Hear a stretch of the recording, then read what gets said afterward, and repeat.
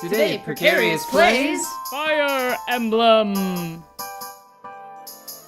Because of the mountains there, either push hard and go to the canyon up here. up there, or stay right where you are. I want to stay right where I am, but I think I want to swap Dorcas for Marcus. I want Marcus to be on point instead. Well, you do know that Hector, you control them now. They are your units. So he's coming south now. Yeah, Hector's the only one that you're actually going to be using. Mountains? Oh my god. Ozzy is so fucking slow. Well, you're not actually going to be using him. You don't want... Can Hector just pick him up? No, because that will make Hector, I think, too easy to double. If he can lift him at all. Okay. Well, I'm going to go ahead and switch Dorcas and... It might be safer to try to push to the north and have your main force meet Hector and Oswin in the middle of the valley there. I don't think that any of the mounted units can cross these mountains. That's why you have to push up through the north. Oh, like through this valley. Yes. Okay. All right. Yeah. All right. I'm seeing that now. Those are peaks anyway. I don't think those are just mountains. I checked them. Yeah. I'm pretty sure that it's basically just of the units you have access to. The 2 bricks can go through it. Yes. No, I'm saying of the units you have. Ooh, you! I hate it whenever you interject and you're wrong. It doesn't happen often, but man, is it frustrating when it does. I'm pretty sure that of the units the player has access to, I think peaks are really only easily navigated by flying units. Like nothing moves through peaks except for flying units and maybe something weird like assassins or berserkers, but it's so out of the ordinary, I don't even remember it, you know? What is the best way to push north? Well, right now you only have one unit to worry about, which is that axe-wielding unit right there. So if I just put somebody close enough to him and then shimmy everybody around. Yeah, like how far can he move?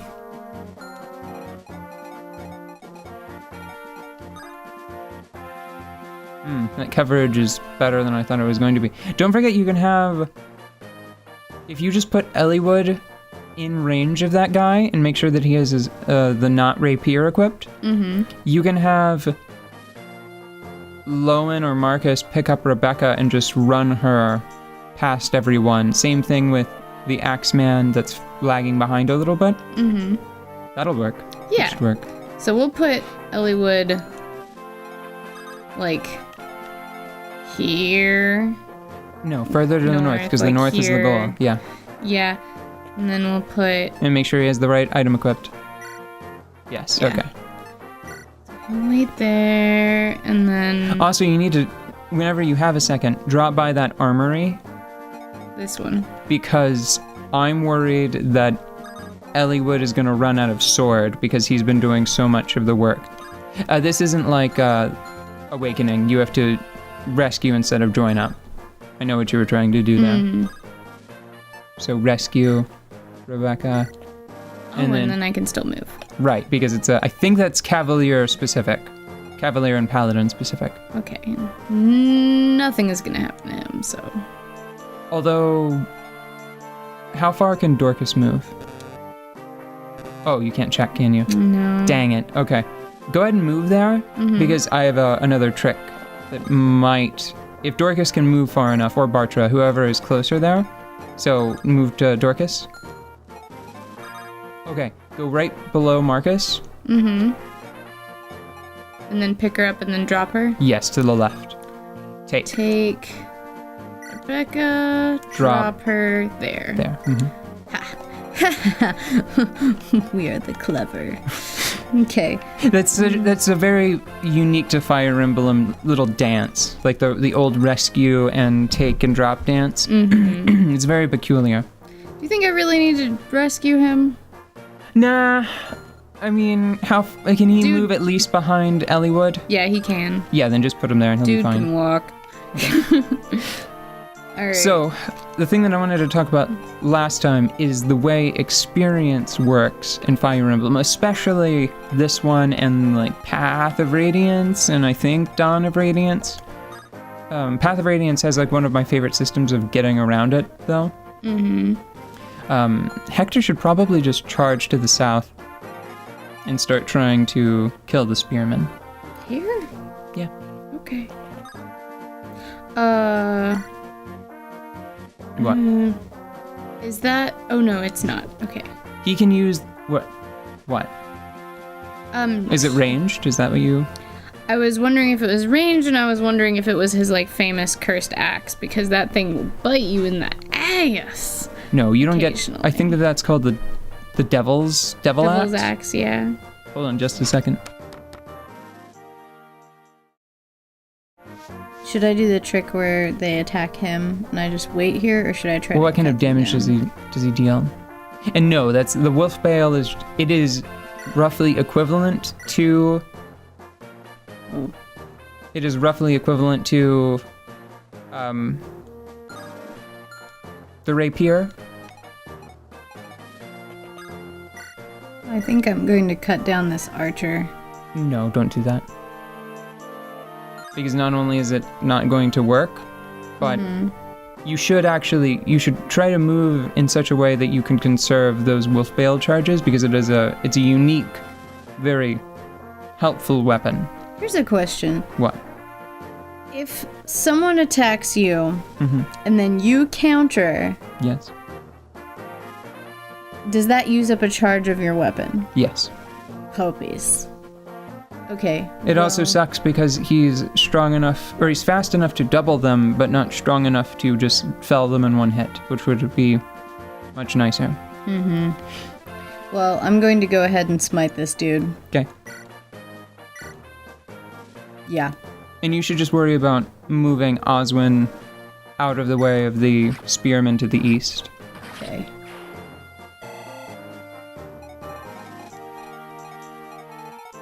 So whatever it takes to do that. Even if it's just moving straight down to the left of that archer. Yep. Should I, You should attack the archer as long as it doesn't kill the archer. Okay, yeah, you should do that. Because he's fast enough to not get doubled by Hector. So experience points in Fire Emblem is weird. Because it's usually limited.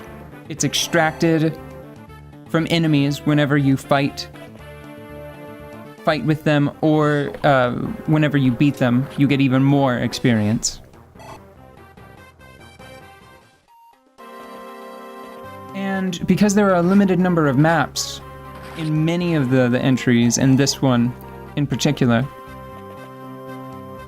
it's a very valuable commodity, right? Now, this one has a pretty famous exploit where you can use, if you remember Ninian, the dancer, you can use her. You should try to move him to the right of the archer and kill it, and then try to get him close to either Dorcas or Bartra, so that way he can have their less good axe as soon as possible, so that way he can start fighting with more reckless abandon. Cool. That was a lovely one. That was a good luck. So, managing your experience intake is one of the weirdest things about this series, right? And it's pretty unique to Fire Emblem. And it's weirdly enjoyable, because it's entirely possible, if you're playing the game like very organically, like the first time through, and if you don't feel challenged by like the promotion of the game, if you don't feel challenged by like, whenever somebody dies, they stay dead. So if you are just playing the game normally and you like accept those deaths as they happen, it's possible to wind up going to like the final few maps with a really weird ragtag band of characters. Yeah. Because you can have some people that have been promoted to higher classes. You can have some people that maybe they have like a lot of utility, like Matthew or Sarah, who aren't promoted. I know that the first time I played through the game, I did not value Elliewood. So he was either very poorly promoted, or perhaps he was not promoted at all. You know? I can't remember if that's possible. I think that in this one, there's a point where one or more of your lords, they just go, nope, promotion time. I think maybe even if they don't meet the requirements of promoting, which is weird.